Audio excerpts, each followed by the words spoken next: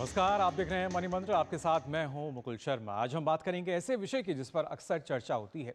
मैं या मेरे कई साथी और आप में से भी कई लोग उस पड़ाव पर हैं जो घर खरीदने की चाहत रखते हैं, अपने आशियाने का सपना देखते हैं, या कुछ लोग घर के सपने को होम लोन लेकर पूरा भी कर चुके हैं। लेकिन फिर भी एक चिंता जस की तस बनी रहती है, वो यही कि जो लोन लिया हुआ है उसका लोड, उसका भार कैसे कम होगा, यानी लोन का जो बोझ है कैसे उसको हम कम कर सकते हैं। हालांकि अभी भी लोग होम लोन के बारे में सोचते हैं कि कहीं किसी जाल में ना फंस जाएं, धोखाधड़ी का शिकार ना हो जाएं, जबकि सच्चाई तो ये है आप इसके लोड को भी कम कर सकते हैं। जी हाँ, आज इसी के बारे में मणिमंत्र में विस्तार से हम चर्चा करेंगे, लेकिन उससे पहले आपको बताएंगे इसी से जुड़ी हुई कुछ खास बातें। तो चलिए शुरुआत करते हैं कार्यक्रम की।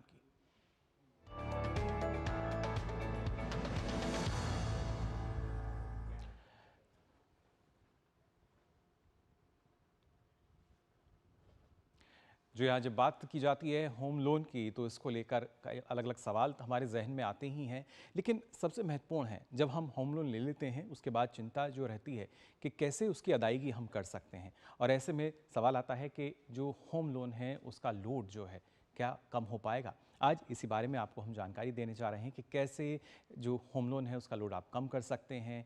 क्या 20 वर्ष का जो लोन आपने लिया है उसको 10 वर्ष में भी आप पूरा कर सकते हैं। क्या इस तरह के विकल्प आज हमारे पास मौजूद हैं, तमाम जानकारी आपको देंगे। लेकिन सबसे पहले आपको हम बताते हैं कि कैसे अक्सर जब हम होम लोन की बात करते हैं, इसकी प्रीमियम की बात करते हैं, इसका कनेक्शन जुड़ा होता है कहीं ना कहीं रेपो रेट से। रेपो रेट की अगर खासतौर से बात की जाए तो आपको बता दें, यहाँ पर जब हम रेपो रेट को देखते हैं तो सीधा कनेक्शन इसका है। और हमने देखा है कि साल 2025 की अगर बात की जाए तो करीब 3 बार इसमें कटौती की गई है। और फिर खासतौर से अगर हम जून महीने की भी बात करें तो आपको बता दें कि करीब यहाँ पर 50 बेसिस पॉइंट की कटौती की गई थी, जिसका सीधा असर पड़ता है आपके होम लोन की ब्याज दर पर। अब तक अगर हम देखें तो करीब 3 बार जो कटौती है वो रेपो रेट में हो चुकी है आरबीआई द्वारा।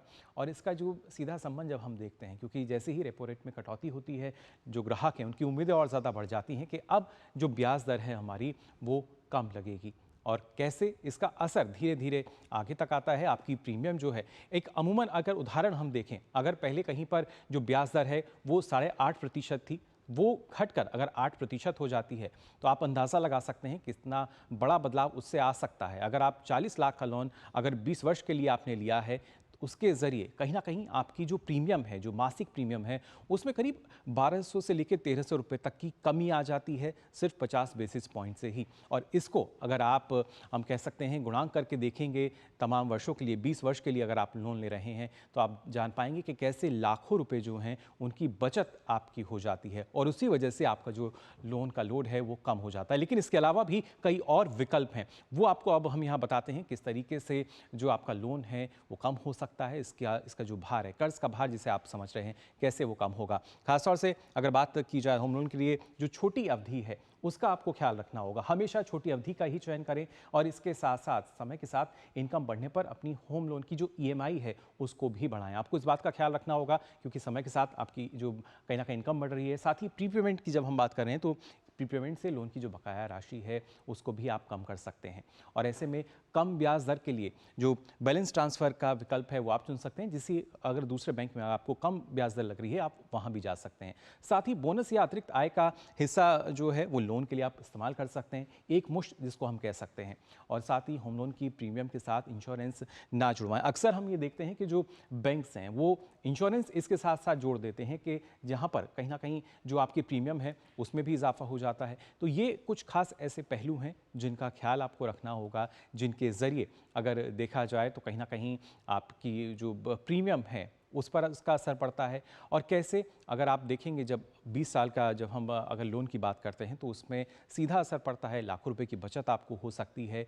और समय से पहले आप कहीं ना कहीं हम मान सकते हैं कि आपका जो होम लोन है वो समय से पहले आप उसको पूरा भी कर सकते हैं, उसको भर भी सकते हैं। इस पर आपको हम जानकारी देंगे, बताएंगे किस तरीके से, क्योंकि अक्सर हम देखते हैं, जैसा हमने आपको एक उदाहरण के तौर पर भी बताया, जब आप 40 लाख का लोन ले रहे हैं या 20 लाख का या 10 लाख का कोई भी जो राशि है, एक तो इस बात का आपको ख्याल रखना है कि आवश्यकता के अनुसार आपको जो लोन है वो लेना चाहिए। उसके साथ साथ इसकी जब अदायगी की बात की जा रही है वो लोगों के लिए को लगता है काफ़ी मुश्किल पड़ाव रहता है। और अक्सर जब हम इस बात की चर्चा करते करते हैं या हम चाहते हैं कि एक नया घर खरीदें, नया फ्लैट हम लें, नई प्रॉपर्टी में हम इन्वेस्ट करें, और जैसे ही होम लोन का जिक्र होता है हमें लगता है कि शायद किसी तरह का धोखा ना हो जाए, कहीं ऐसा ना हो कि हम उसकी समय रहते अदायगी ना कर पाएँ और जो बैंक है या दूसरे संस्थान, अगर आप किसी से लोन ले रहे हैं, वो हमसे ज़्यादा पैसे ना वसूलने लगे। ऐसे में आपको कई ऐसी महत्वपूर्ण बातें हैं जिनका ख्याल रखना होगा। यानी अगर आप इन तमाम बातों का ख्याल रखते हैं, होम लोन लेने से पहले तमाम जानकारी आप अपने बैंक से ले रहे हैं, तो यहाँ पर वो सारी ऐसी बातें हैं जो कि कहीं ना कहीं आपको बहुत ज़्यादा लाभ पहुँचाती हैं, और उसी के ज़रिए आपका जो लोड आप ले रहे हैं, यानी जो कर्ज़ का भार आप समझते हैं, वो धीरे धीरे हल्का होने लगता है। इस पर विस्तार से हम बात करेंगे। इसके लिए हमारे साथ दो खास मेहमान हमारे साथ जुड़े हैं, उनका भी परिचय आपसे हम कराएंगे। आपको बता दें हमारे साथ जुड़ चुकी हैं दक्षता दास जी, जो कि पूर्व एमडी रह चुकी हैं नेशनल हाउसिंग बैंक की, और साथ ही साथ हमारे साथ जुड़े हैं यहाँ पर मोहन बी जी, जो कि आपको बता दें पूर्व सीएमडी हैं सेंट्रल बैंक ऑफ इंडिया के। आप दोनों का बहुत बहुत स्वागत। सबसे पहले यहाँ दक्षता जी आपके पास मैं आना चाहूँगा। जब हम बात करते हैं होम लोन को लेकर, तो पिछले वर्ष की भी अगर बात की जाए तो हमने देखा है कि किस तरीके से खासतौर से शहरी क्षेत्र की अगर बात की जाए तो वहाँ पर घर खरीदारों की संख्या में एक बड़ा इजाफा हमें नज़र आता है, और उसके पीछे अगर देखा जाए होम लोन ज़ाहिर तौर पर उसमें भी इजाफा हो रहा है। लेकिन फिर भी लोगों को लगता है कि क्या ये सही होगा और क्या ये हमारे ऊपर किसी तरह का भार तो नहीं हो जाएगा। लेकिन कई ऐसे विकल्प अब क्योंकि हमारे सामने हैं जिनकी जानकारी नहीं होती। कितना महत्वपूर्ण कि उनकी जानकारी हमारे पास हो और फिर हम इसको लोड ना समझें, इसको भार ना समझें, बल्कि एक मदद के तौर पर इसको समझें।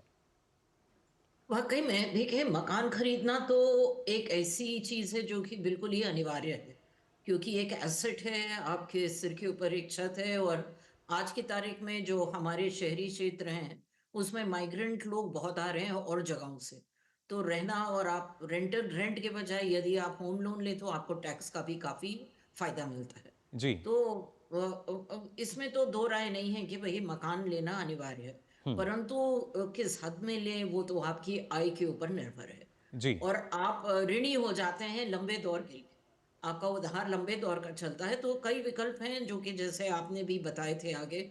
और आज की तारीख में जो इंटरेस्ट रेट रेजीम है हम्म। वो आपको एक तरीके से फायदा भी दे रही है कि आप ये बात को टटोलें कि मैं फिक्स लूंगा, फ्लोटिंग लूंगा। कई किस्म की चीजें हैं। जी। देखिए, ये कोई रॉकेट साइंस नहीं है मुकुल जी।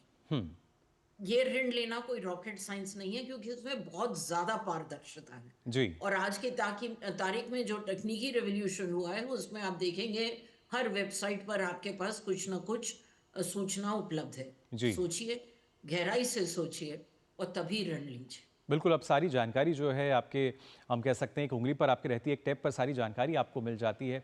और खासतौर से मोहन जी, क्योंकि जब हम ये कहते हैं कि कैसे आप इसके लोड को कम कर सकते हैं, ऐसे में बताया जाता है कि अगर आप छोटी अवधि के लिए ले रहे हैं तो वो सही रहता है, क्योंकि जितनी लंबी अवधि होगी उतनी ज़्यादा राशि जो है वो ज़ाहिर तौर पर आपको अदा करनी पड़ेगी। इसको किस तरीके से देखते हैं, और क्या जो ग्राहक हैं इस तथ्य को मानते हैं कि अगर हम छोटी अवधि के लिए ले रहे हैं तो हमें कम जो राशि है वो देनी होगी?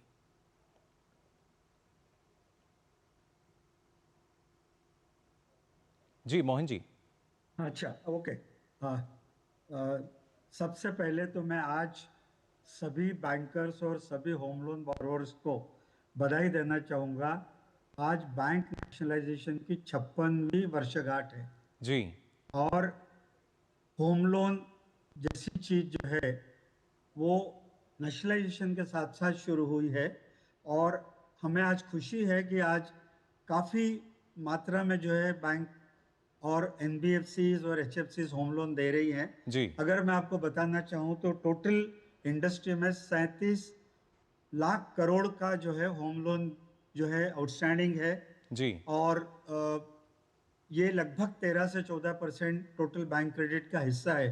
हम्म। परंतु ये काफी है क्या? जी। शायद नहीं। हमारा देश 146 करोड़ की जनता है, लगभग 80 से 90 करोड़ परिवार हैं, जी। 7 लाख गांव से ज्यादा ये बटे हुए हैं। हम्म। और प्रधानमंत्री आवास योजना में प्रधानमंत्री जी और देश की ये इच्छा है जी। कि हर व्यक्ति के पास अपना खुद का मकान हो, हम्म। Housing for all. जी। और ये हमें अचीव करना है 2047 तक, कि हाउसिंग फॉर ऑल, सबको अपना अपना घर मिले।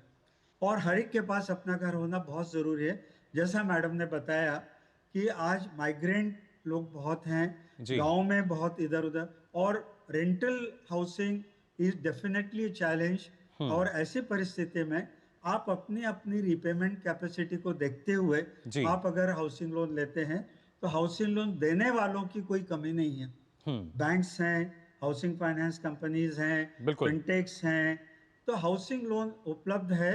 और चूंकि काफी प्लेयर्स इस मार्केट में है, इसलिए ब्याज दर जो है वो कम से कम जो होता जा रहा है। जी, बिल्कुल, आपने लेकिन इसके रिपो रेट साथ-साथ के बारे में कुछ और भी अगर हमें बेनिफिट मिलते हैं, उसकी जानकारी होना बेहद ज़रूरी। और ईमेल के ज़रिए हमारे जो दर्शक हैं, अपने सवाल हम तक पहुँचा रहे हैं। एक सवाल दक्षता जी हमारे दर्शक हैं, गौरव मल्होत्रा, उन्होंने पूछा है, वो जानना चाह रहे हैं कि जॉइंट होम लोन जो है, उसका क्या फ़ायदा मिल सकता है, क्या एडवांटेज है और कैसे जो इंटरेस्ट रेट है, उसमें कुछ कमी आ सकती है? ये जी, देखिए, दक्षता जी। जैसे मैंने आपको बताया कि काफी प्लेयर्स इस जी, मार्केट में मोहन जी, है। आप बता दीजिए पहले। आप सॉरी, आप इंटरेस्ट रेट जो है आप निगोशिएट कर सकते हैं, मगर जी। उसके लिए आपको आपका क्रेडिट स्कोर अच्छा रखना पड़ेगा। आपका रीपेमेंट की जो आपकी हिस्ट्री है वो अच्छी रखनी पड़ेगी। अगर ये दोनों चीजें आपकी अच्छी है और अगर आपकी कैपेसिटी इस्टेब्लिश्ड है कि आप डिफॉल्ट नहीं करेंगे, जी। मेरी ख्याल से लेंडर आपको कम ब्याज में जो है होम लोन देने के लिए बहुत खुश होगा। जी, मैडम प्लीज। जी, बिल्कुल। दक्षता जी, आप बता रही थी कि किस तरीके से क्या फ़ायदे हो सकते हैं जॉइंट होम लोन की जब हम बात करते हैं तो? देखिए, होम लोन एक परेशानी का कारण नहीं है। होम लोन तो एक आपका माध्यम है कि आज आज आप बल्क में ना पे करें, बल्कि आप पे करते रहें। जी। और हम उम्मीद करते हैं कि जैसे जैसे वक्त जाएगा हमारी भी आय बढ़ेगी। अगर हम में काबिलियत है तो बढ़ेगी सो बढ़ेगी। मतलब मैं मोटे तौर से कह रही हूँ। कई परिस्थितियां आती हैं, बोझा हो जाता है, कई चीजें होती हैं। सबसे अहम बात जो हमें सोचनी है यहाँ पर वो ये है कि देखिए, आपका जो होम लोन का साइकिल है, जो 20 साल का हो सकता है या 30 साल का हो सकता है, या जो भी आप चॉइस लेते हैं अपनी आय के हिसाब से, उसमें कई बारी आरबीआई का रेट बदलता है। जी। आज उस दौर से आप गुजर रहे हैं, जैसे आपने भी पहले पॉइंट आउट किया कि 3 बारी वो रेपो रेट कम हुआ है। जी, उससे लगभग 1% फायदा तुरंत जो बिल्कुल। आपका ऋणी है उसके ऊपर ट्रांसफर हुआ है। जी। उस पर यह हो रहा है कि आप किस तरीके के अग्रीमेंट पर गए हैं। आप फिक्स रेट लिया है, फ्लोटिंग रेट लिया है। फ्लोटिंग रेट में आपने क्या गौर से पढ़ा है कि अग्रीमेंट में क्या लिखा हुआ है जी। कि भाई मैं अभी ये मुझे ऑटोमेटिक ट्रांसमिशन हो जाएगा रेट कट का। जैसे जून तक हमने देखा था जितने भी मेजर आपके बैंक्स थे, एसबीआई, जी, बैंक ऑफ बड़ौदा या जो भी थे, उन्होंने तुरंत पास ऑन कर दिया था। बिल्कुल। धीरे धीरे आपकी हाउसिंग फाइनेंस कंपनीज ने भी दे दिया था। तो क्या होता है कि जब आप ऋण लेते हैं उसी समय आपको अपनी कहे ऋणी की तकदीर आप बना लेते हैं। जी। और वो नेगोशिएशन आपको करना उस स्टेज पर होता बिल्कुल है। दक्षता जी, लेकिन जब हम जॉइंट होम लोन की बात कर रहे हैं, तो क्या इसके ज़रिए जो टैक्स छूट की हम बात कर रहे थे, क्या वो भी दोगुनी हो जाती है क्योंकि हम जॉइंट तौर पर उसको ले रहे हैं? नहीं, एक ही लोन माना जाता है, वो जॉइंट जी। तो होता है लेकिन एक ही आदमी उसका टैक्स बेनिफिट ले सकता है। जी। और आपने पहले इस पर थोड़ा सा हटकर आपने पहले इंश्योरेंस की बात करी। जी। मेरे लिए इंश्योरेंस एक बहुत महत्वपूर्ण चीज है जो कि होम लोन के साथ जुड़ा होना उसका अनिवार्य है। जी। क्योंकि देखिए, 20 साल में हमारे पास किसी के पास किसी की जीवनी नहीं है कि वो आपको क्या ऐसी घटना आ सकती है जिससे कि परेशानी हो। जी। तो मेरे हिसाब से लाइफ इंश्योरेंस का होना अति अनिवार्य है बिल्कुल। ताकि एक आप तरीके से सुरक्षित रहें। यानी आपकी जो अपनी सहूलियत है उसके अनुसार आप इंश्योरेंस भी ले सकते हैं, ये आप पे निर्भर करता है, एक विकल्प आपके पास रहता है और चाहे तो आप अलग से भी इसके लिए एक जो इंश्योरेंस है वो करवा भी सकते हैं। साथ ही मोहन जी, एक और ईमेल हमारे पास आया है राजीव जी का सिक्किम से। ये जानना चाह रहे हैं कि 2017 में उन्होंने करीब 25 लाख का एक लोन है वो लिया था अपने सैलरी अकाउंट पर, लेकिन क्या अब इस लोन को ये अपनी जो वाइफ है उनके साथ जॉइंट में इसको ले सकते हैं, आगे सेटल कर सकते हैं आने वाले समय के लिए? निश्चित रूप से वो कर सकते हैं। और उसमें करने में उनको ये फायदा होगा कि अगर वो अपनी रीपेमेंट कैपेसिटी बढ़ाना चाहते हैं, अगर प्रीपेमेंट बढ़ाना चाहते हैं, जी। तो वो बहुत अच्छी बात होगी। उससे उनका जो है ब्याज का जो बर्डन है वो कम होगा।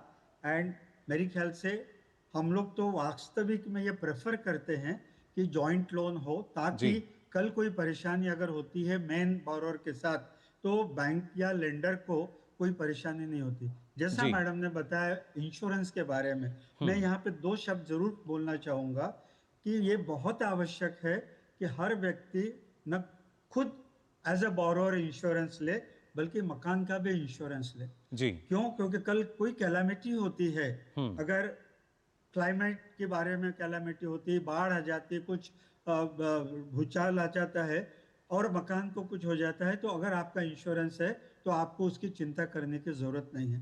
अगर आपका इंश्योरेंस है और आपके साथ अगर कुछ हो जाता है तो आपका परिवार रास्ते पे नहीं आएगा। आपका परिवार जो सुरक्षित रहेगा, उस घर में रहेगा, और ये आपके परिवार को एक बहुत बड़ी जो है तसल्ली होगी कि नहीं भाई, हमारे जो पिताजी हैं, हमारे माताजी हैं, इनका इंश्योरेंस है और होम लोन में हमें कोई परेशानी नहीं आएगी। यानी क्या उद्देश्य आपका रहा है उसके लिए, इस बात पर भी ये निर्भर करता है और फिर आप इस दिशा में आगे भी बढ़ सकते हैं। साथ ही दक्षिता जी, अक्सर हम देखते हैं कि प्रीपेमेंट की जब बात की जाती है तो माना जाता है काफ़ी हद तक इसके ज़रिए भी आपकी जो ब्याज राशि है वो काफ़ी कम हो जाती है। लेकिन क्या जो प्रीपेमेंट है वो एक निश्चित अवधि तक ही कारगर हम मान सकते हैं? यानी शुरुआती तौर पर जब हम कहते हैं, क्योंकि अक्सर देखा जाता है जो बैंक हैं शुरुआती चरण में सिर्फ जो ब्याज की एक राशि है उसको लिया जाता है, लेकिन जो ग्राहक है उसको लगता है शायद कैपिटल में भी उसकी हिस्सेदारी बढ़ रही है। तो ऐसे में क्या प्रीपेमेंट जो है शुरू के कुछ साल में ही कारगर है या कभी भी जो प्रीपेमेंट है वो सही रहेगा? नहीं, आपका तो प्रीपेमेंट आप तभी कर पाएंगे जब आपके पास राशि होगी प्रीपे जी। करने के लिए। जी। और ये गणित में अगर आप फंस गए तो मुकुल जी आप बहुत ही परेशान रहेंगे। इसीलिए दोबारा मैं दोहरा रही हूँ कि देखिए, बुनियाद इसका आपका अग्रीमेंट है, आप किस तरीके के प्रीपेमेंट क्लॉज पर आप चल रहे हैं। जी। और ये सुविधा जो है वो आपके जहां से आपने कर्ज लिया है वहां पर आपको नेगोशिएट करना चाहिए, और प्रीपेमेंट का क्लॉज बिल्कुल रखना चाहिए, ताकि अगर आपके पास बोनस आ गया या पारिवारिक परिवार में से कुछ राशि आ गई या कुछ जी। भी हुआ, जी। आप तुरंत जाकर अपना थोड़ा बहुत ऋण रीपे कर दीजिए। उससे आपके ब्याज में कमी हो जाएगी और आपकी जो अवधि है वो भी रिड्यूस हो जाएगी। जी। तो देखिए, ये खेल केवल आपका और आपकी जो ऋणी एजेंसी है उसके जी। बीच का है। और यानी हम मान सकते हैं जागरूकता जो है वो काफ़ी ज़रूरी है। आपके पास जानकारी होगी तभी आप शायद इसमें जो कदम है उठा सकते हैं। मैं यहाँ पे एब्सोल्युटली। एक बात जरूर जी। जोड़ना चाहूंगा जी मोहन जी। कि अगर आप प्रीपेमेंट कर रहे हैं आपके रिसोर्सेज से, कोई भी लेंडर जो है इसको वेलकम करेगा। जी। मगर आप जब फोरक्लोज करते हैं और दूसरे लेंडर के पास जाते हैं किसी और सुविधा के लिए, जी। ऐसी स्थिति में जो आपका प्राइमरी लेंडर होता है वो डेफिनेटली फोरक्लोजर चार्जेस लगाता है, जी। क्योंकि उसने भी कहीं से बोरो किया हुआ है, लेंड किया है। बिल्कुल। तो हमेशा मैं बोरोवर को ये बताना चाहूंगा कि आप जब चूज करें आपका लेंडर, तो ऐसा चूज करें कि आप सारी शर्तें आपकी जो है प्रीपेमेंट, ये मान के चले कि मुझे लोन कम करना है, आगे जाके जी। ब्याज कम करना है। और मेरे ख्याल से जैसा ललिता जी ने बताया, अगर ये अवेयरनेस हो कि हमें प्रीपेमेंट चार्जेस भी होंगे, ये होंगे, और जी। मेरे ख्याल से अगर आप प्रीपेमेंट आपके रिसोर्सेज से कर रहे हैं तो हर लेंडर वेलकम करेगा, बल्कि आपका क्रेडिट स्कोर भी इससे इंप्रूव होगा। जी मैं बिल्कुल, एक यानी चीज एक और जोड़ना खास चाहूंगा। स्ट्रेटेजी जो है वो ज़रूर एक ग्राहक को रखनी चाहिए इसके बारे में, और बिल्कुल, आप बिल्कुल। दोनों से मैं और जानकारी यहाँ लूंगा। लेकिन उससे पहले हम यहाँ रुक रहे हैं एक छोटे से ब्रेक के लिए, बहुत जल्द लौटेंगे। आप देखते रहिए डीडी न्यूज़। दादू दादू, ये प्रीमियम क्या होता है? बेटा, प्रीमियम मतलब समझ लो पेट्रोल। जब तक कार में पेट्रोल है तब तक कार चलेगी, पेट्रोल खत्म कार स्टॉप। पर पापा, इस बार पेट्रोल खत्म होने पर भी कार चलती रहेगी। वो कैसे? LIC के जीवन लाभ में प्रीमियम पेमेंट हो जाए स्टॉप, पर पॉलिसी के फायदे चलते रहते हैं। मतलब अब लाइफ की गाड़ी चलेगी नॉन स्टॉप। LIC हर पल आपके साथ। जब धरती चीर कर निकलता है लोहे का पत्थर और मिलता है मोंगिया के जोश से, फिर तपता है, पिघलता है और बनता है फौलाद। अब होता है सरिया सारी खूबियों के साथ। मोंगिया स्टील, मजबूत देश का मजबूत सरिया। ब्रेक के बाद आप सभी का एक बार फिर स्वागत। आप देख रहे हैं मनी मंत्र, जहां आपको हम बता रहे हैं कैसे आपका जो आपने अगर होम लोन लिया है कैसे उसको आप कम कर सकते हैं, जो ब्याज राशि है वो कैसे कम हो सकती है, क्योंकि अलग अलग कदम जो है, अलग अलग विकल्प आपके पास रहते हैं। ऐसे में बेहद ज़रूरी सारी जानकारी आपके पास हो। और दो खास मेहमान हमारे साथ लगातार जुड़े हुए हैं जो कि बता रहे हैं कि क्या विकल्प आपके पास हैं, किस तरीके से आप इसको ले सकते हैं।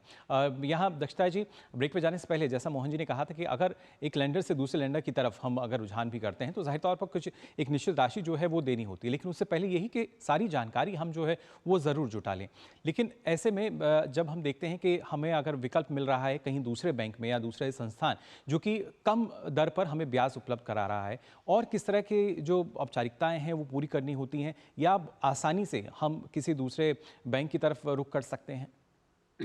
आप जाइए, लेकिन जी। ध्यान में रखिए कि प्रोसेसिंग चार्ज तो लगेगा ही आपके ऊपर। प्रोसेसिंग और एडमिनिस्ट्रेटिव कॉस्ट तो संस्था लेगी, जी। मतलब इसमें दो राय है ही नहीं, क्योंकि वो एक आपके लिए एक सुविधा दे रही है और वो अपना चार्ज लेगी। जी। आप जाएंगे ब्याज को देख करके, भाई मुझे वहां ज्यादा मतलब मुनाफा हो रहा है मेरे, परंतु ये कॉस्ट तो आपको लेना ही पड़ेगा। पर जी। इसमें फिर से मैं मुकुल जी दोहराऊंगी, कई लोग करते हैं क्योंकि इसमें आपको लगता है वक्त के साथ, देखिए 20 साल एक बहुत लंबा दौर होता है, जी। 20-30 साल बहुत लंबा दौर होता है, उसमें परिस्थितियां बदलती हैं। अहम बात यह है जागरूकता होना बहुत जरूरी। जी। ये नहीं है कि आप बेफिक्री से छोड़ दें और फिर बाद में कोसें। और जैसे हमारे जो दूसरे गेस्ट हैं उन्होंने कहा था, आपका क्रेडिट स्कोर बहुत मायने रखता है जी। इसमें। अगर आप शिफ्ट भी कर रहे हैं, आपका सिबिल स्कोर क्या है, आपने कितना ऋण लिया हुआ है, जी। आपके ऊपर कितना कर्जा है, जी। ये परिस्थितियां कैसे बदलती हैं, वो उसी हिसाब से आप अपनी शिफ्टिंग करिए। यानी नहीं तो वो एक एक आप विश्वसनीयता जो है वो भी ज़रूरी हो जाती है। आप समय से उसकी अदायगी कर रहे हैं या नहीं कर रहे हैं, ये भी काफ़ी महत्वपूर्ण हो जाता है। और खासतौर से मोहन जी, क्योंकि लगातार जो हमारे दर्शक हैं वो ना सिर्फ कार्यक्रम हमारा देख रहे हैं बल्कि सवाल भी उनके हमारे पास आ रहे हैं। राहुल हैं जिनका एक सवाल हमारे पास आया है, शॉर्ट टर्म लोन के बारे में वो जानना चाह रहे हैं, कैसे लिया जा सकता है जो शॉर्ट टर्म होम लोन है, और क्या कुछ उसके लिए उन्हें करना होगा?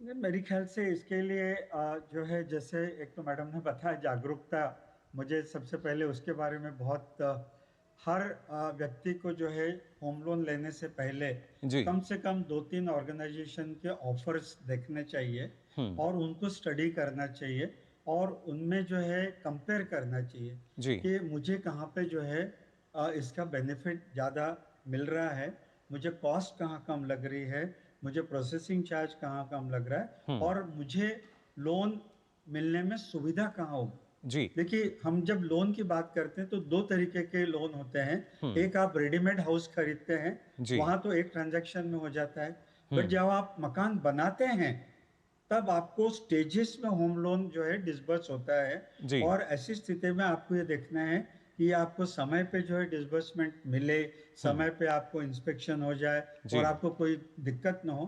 तो मेरी राय रहेगी कि हर व्यक्ति को जो है कम से कम 2-3 जो है संस्थाओं का कंपेयर करना चाहिए और कंपेयर मोहन जी, करके लेकिन फिर क्या निर्णय लेना लॉन्ग टर्म चाहिए। और शॉर्ट टर्म होम लोन की जब हम बात करते हैं तो दोनों के बीच कोई बड़ा अंतर है?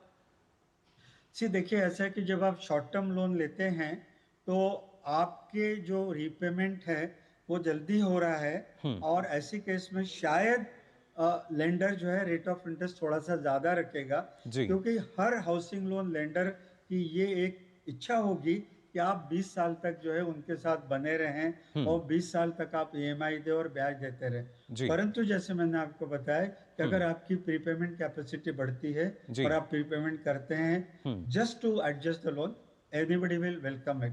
जी, बिल्कुल। और ऐसी केस में मेरी ऐसी राय रहेगी कि शॉर्ट टर्म लोन की बजाय आपका जो नॉर्मल होम लोन का जो टेन्योर है 20 साल का, वो आप लें। और हर व्यक्ति को दो चीजें कंपेयर करनी चाहिए कि मैं जो होम लोन ले रहा हूँ उसकी ईएमआई कितनी है, मैं किराए पे रह रहा हूँ, मेरा किराया कितना जा रहा है। आप देखेंगे कि आपको लाभ हो रहा है कि आप जो कल किराया दे रहे हैं, जो आपकी जेब से जा रहा है, आपका कहीं असेट नहीं बन रहा है, उसी में आपका मकान बन रहा है, केवल आपकी मार्जिन मनी उसमें आप दे रहे हैं। ऐसी स्थिति में हर व्यक्ति को जो है दे शुड एस्पायर, उनकी एक तमन्ना होनी चाहिए कि मेरे पास घर हो, मेरे सुविधा के हिसाब से बिल्कुल, करूं जो घर का और सपना है वो किसी तरह पूरा हो सके। और दक्षिता जी, एक सवाल जल्दी से आपसे लेना चाहूँगा। रचित है, इनका ईमेल हमारे पास आया है। ये जानना चाह रहे हैं, क्रेडिट स्कोर की लगातार हम बात कर रहे हैं, लेकिन इसका क्राइटेरिया क्या है? इसका अगर हम मानक देखें क्या है, कितना होना चाहिए और ज़्यादा कितना बेहतर माना जाता है, और कम में किस तरह की दिक्कतें आ सकती हैं? नहीं, आपका क्रेडिट स्कोर 7 से ऊपर होना चाहिए मिनिमम। और उसके लिए आपको देखना चाहिए आपने क्रेडिट कार्ड का कितना दुरुपयोग किया है। आजकल मल्टीपल क्रेडिट कार्ड्स होते हैं, जी खास तौर से जो पीढ़ी है आज की। जी और सबसे ज्यादा ऋण आपका साइलेंट होता है, और वो साइलेंट ऋण आपका क्रेडिट कार्ड यूजेज से जुड़ा हुआ है। जी तो मेरे हिसाब से सिबिल स्कोर 7 से ऊपर होना चाहिए, और लेंडिंग संस्थाएं उसको बहुत गौर से देखती हैं। चलिए, बिल्कुल, तो ये काफ़ी महत्वपूर्ण के 7 से ऊपर आपका जो क्रेडिट स्कोर हो वो होना चाहिए, और उसके साथ साथ तमाम जानकारी आपको लेनी चाहिए जब भी आप होम लोन जो है वो लेने जाएं। फिलहाल मोहन जी और दक्षता जी, आप दोनों का बहुत बहुत शुक्रिया हमारे साथ जुड़ने के लिए और हमारे दर्शकों तक ये तमाम जानकारी पहुंचाने के लिए। बहुत बहुत धन्यवाद आपका। Thank you so much, all the best. तो जाना आपने किस तरीके से अगर आपने भी होम लोन लिया हुआ है तो आप इसके बोझ को कम कर सकते हैं, उसकी अदायगी जो है समय से पहले कर सकते हैं, जो ब्याज राशि है वो काफ़ी कम हो जाएगी, इसके ज़रिए आपकी बचत भी होगी। और इसी वजह से कई लोग तो ये मानते हैं कि इंटरेस्ट फ्री जो है उसको भी आप होम लोन को कर सकते हैं। फिलहाल आज के लिए मनी मंत्र में बस इतना ही। दीजिए अनुमति। नमस्कार।